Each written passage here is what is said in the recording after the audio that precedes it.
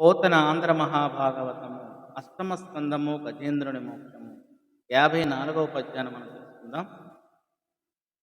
కలుగడే నా పాలి కలిమి సందేహింప కలిమిలేములు లేక గలుగువాడు నా కడ్డపడరాడె నలిన సాధువులచే పడిన సాధుల కడ్డెపడెడువాడు చూడడే నా పాటు చూపులా చూడక చూచువారల కృపా చూచువాడు లీలతో నా మొరాలింపడే మొరగులా మొరలెరుంగుచుదన్ను మొరగువాడు అఖిల రూపముల్ తన రూపమైన వాడు ఆది మధ్యాంతములు లేక ఎడరువాడు భక్త జనముల దీనుల పాలివాడు వినడే చూడడే తలపడే వేగరాడే.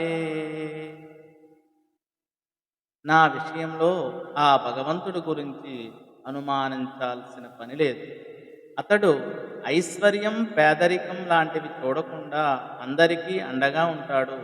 కాబట్టి నాకు అండగా ఉంటాడు.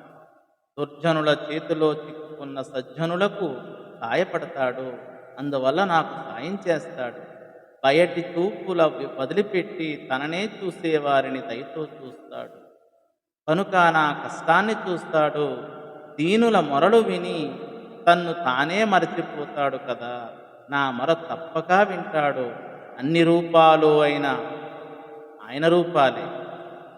మొదలు నడుమ తుదా అన్నవి ఆయనకు లేవు. భక్తులకు దిక్కులేని వారికి ఆయనే ఆధారం. మరి అటువంటి ప్రభువు ఇంకా నా మొర వినడేం, నా బాధ చూడడేం, నన్ను దయ చూడడేం, తొందరగా రాడేమని ఆర్తితో ఎదురు చూస్తూ ఉన్నాడు. భగవంతుని ఆరాధిస్తూ ఉన్నాడు ఆ గజేంద్రుడు. ధన్యవాదం.